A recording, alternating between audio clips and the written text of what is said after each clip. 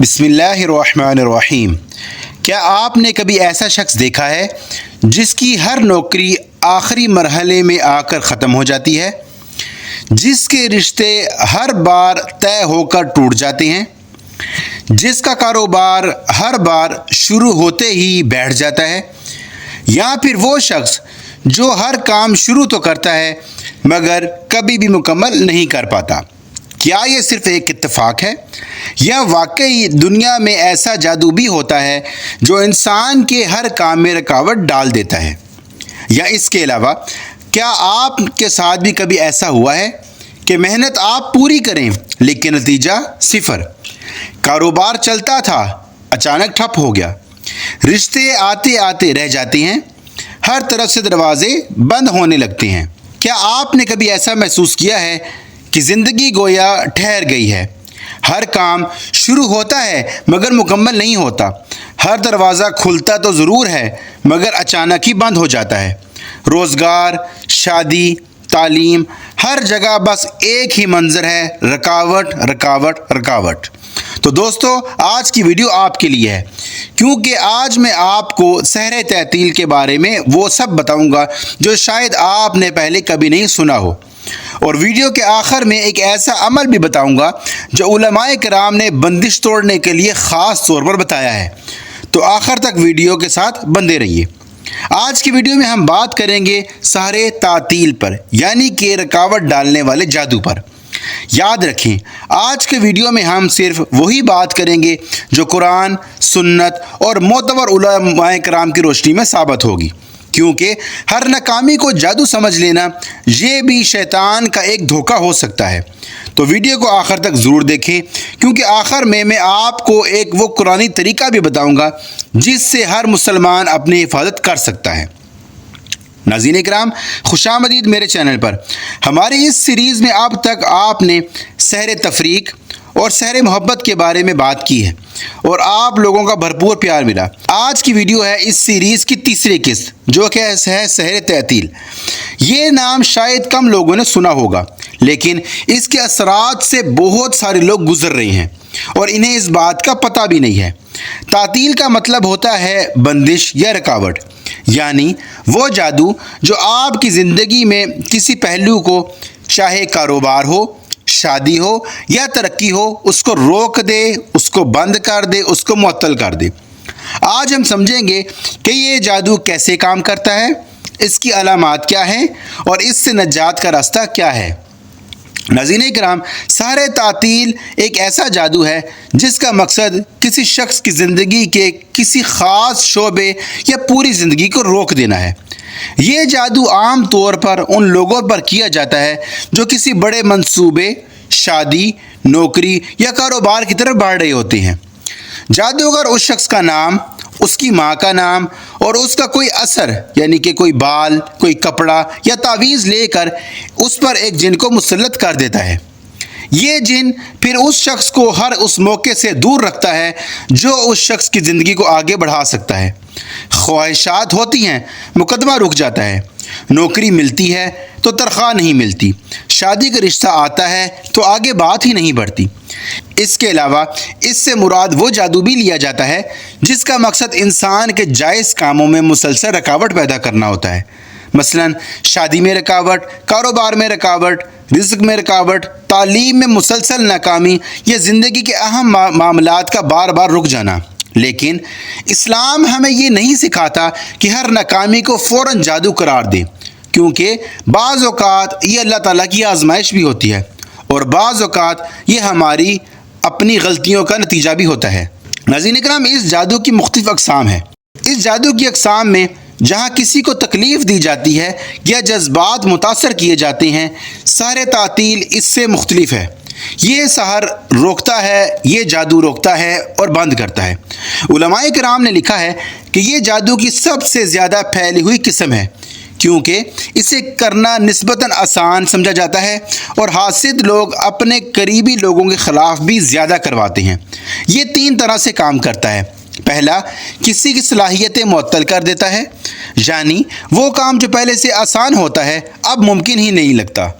दूसरा, किसी की किस्मत को बंद कर देना, यानी रिज़्क, ترقی اور خوشیوں کے تمام راستے کو بند کر دینا۔ تیسری چیز، کسی مخصوص چیز پر بندش، یعنی کہ شادی کو رکوا دینا یا کاروبار کو ٹھپ کروا دینا۔ اب آتے ہیں اس کی علامات کی طرف، اور یہ حصہ بہت توجہ سے سننے والا ہے۔ پہلے حصے میں بات کرتے ہیں، اور وہ ہے کاروبار میں اس کی کیا کیا علامات ہو سکتی ہیں۔ اس کی پہلی علامت یہ ہے، بغیر کسی ظاہری وجہ کے اچانک نقصان شروع ہو جائے۔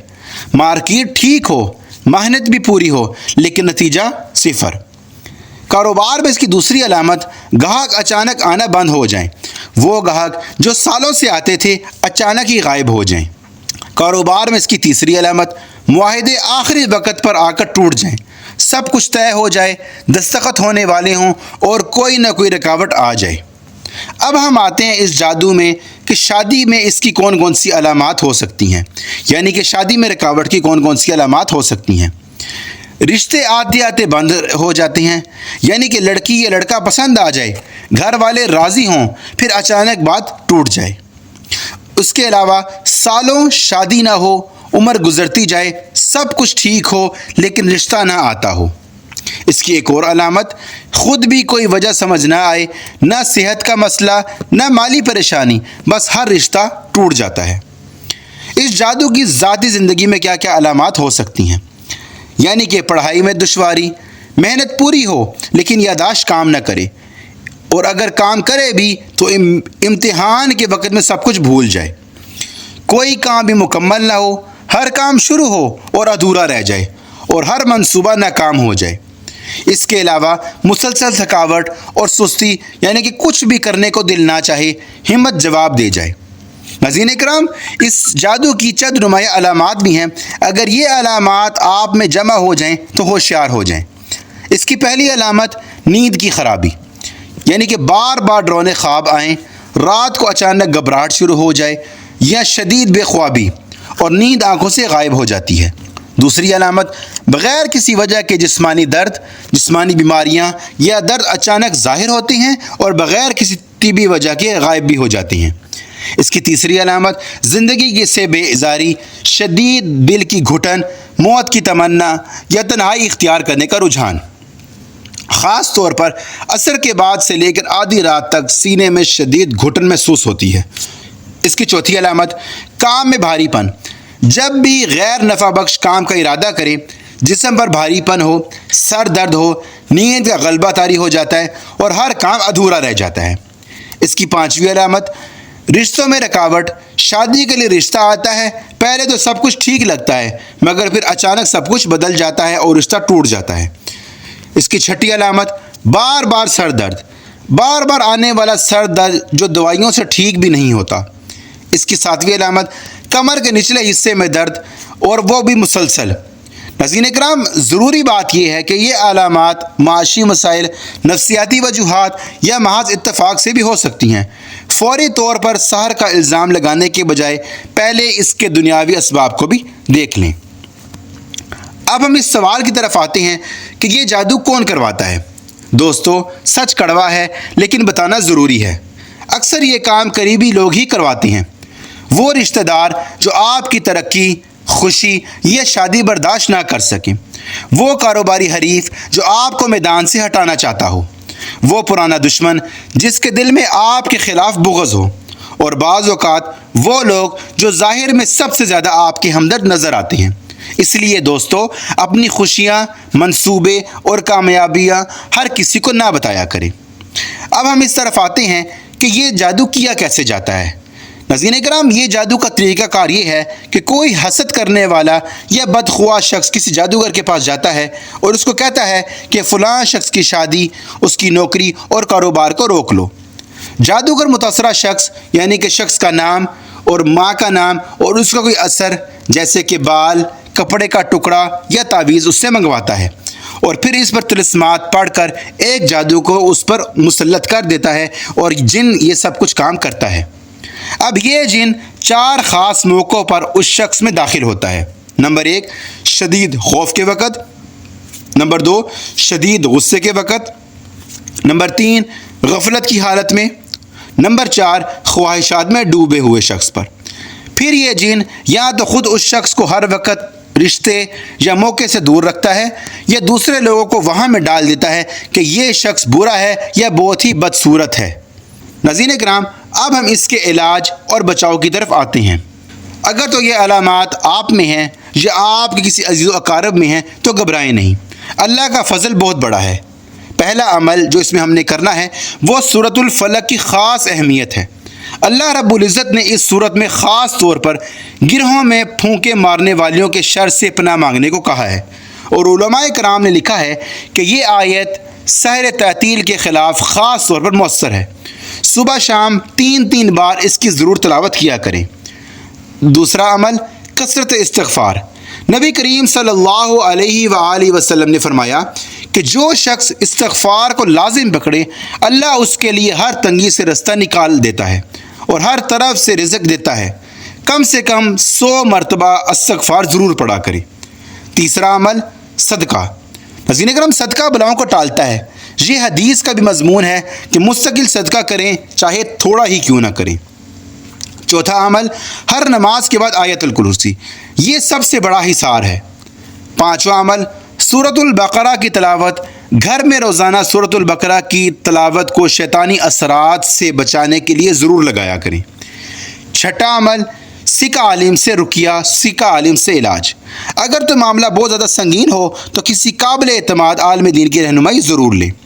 ناظرین کرام، سحر تعطیل ایک تلخ حقیقت ہے جو بہت سے لوگوں کی زندگیوں کو معطل کر دیتی ہے، زندگیوں کو تباہ کر دیتی ہے، مگر یاد رکھیں کہ اللہ کی رحمت ہر جادو سے بڑی ہے۔